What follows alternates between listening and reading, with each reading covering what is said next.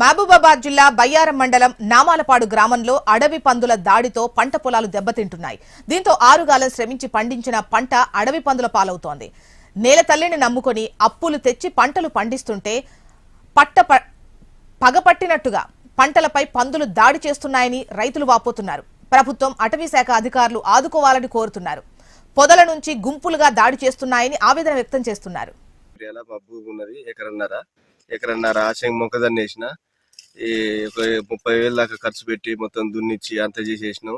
ఇక తీర మొక్కజొన్న చేను కంకులై పంట పండే లోపల ఇక పందులు వచ్చి లాగా మాగం చేస్తున్నాయి. ఈ మొత్తం అరెకరం దాకా తినేసినాయి పందులే. ఇక ఓలగట్టిన ఆగట్లేదు, ఏం ఆగట్లేదు. నైట్ వచ్చి ఇక్కడ కాపలు కూడా పండుకుంటాను, అయినా కానీ ఆగట్లేదు. సప్పుడు చేసినా కానీ సప్పుడు కాకుండా ఓలని చింపుకొని పందులు లోపలికి వచ్చేసి తినేసి చేను మొత్తం ఆగమాగం చేసిపోతున్నాయి. ఇక ఏం చేయాలనో అర్థం కావట్లేదు.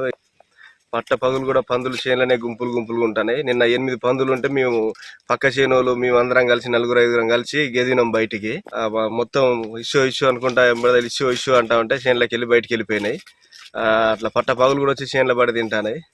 దీనికి ఏమన్నా ప్రభుత్వం ఏమన్నా మమ్మల్ని ఆదుకొని అన్న సలహాలు సూచనలు ఏమన్నా ఇచ్చినా దాన్ని కూడా పాటిస్తాం.